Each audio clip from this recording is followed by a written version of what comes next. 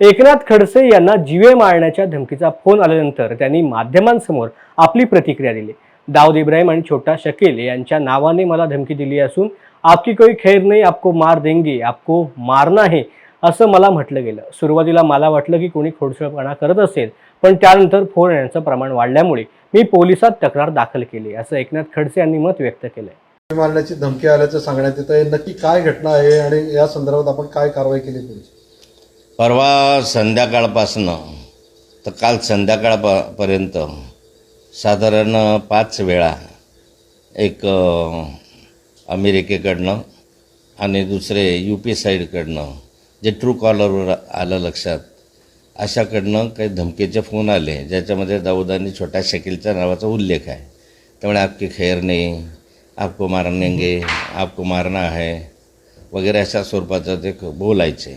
मी त्यांना विचारलं की माझा काय संबंध आहे, तो काय संबंध आहे, नाही बोले तय की आहे की आपको मारना है, आणि अशा स्वरूपाचं आदरणा संबंधही बोलत होते।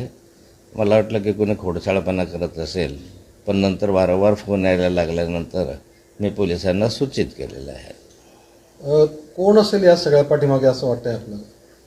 मला असं वाटतं की मागच्याही कालखंडामध्ये दाऊदच्या पत्नीशी माझे संबंध आहेत किंवा माझं बोलणं आहे अशा स्वरूपाचा एक दावा एका व्यक्तीनं केला होता।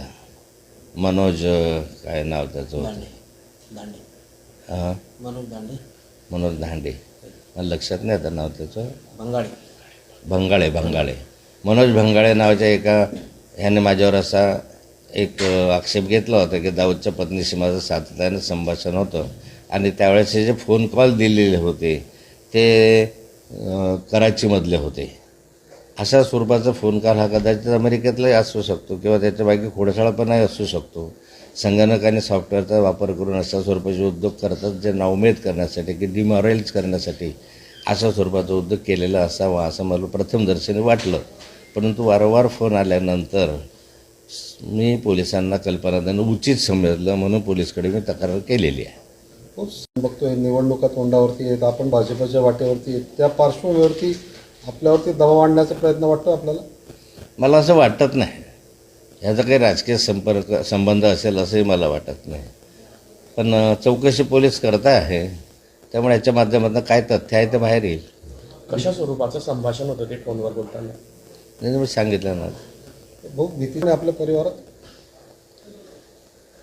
अशा धमक्या मला बऱ्याच वेळा आलेल्या आहे।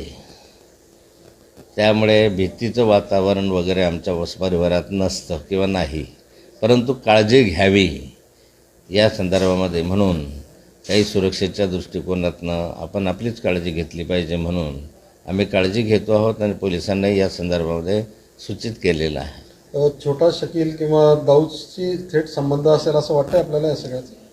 मला नाही वाटत छोटा शकील आणि दाऊद ह्या अशा फालतू कामामध्ये पडत नाही।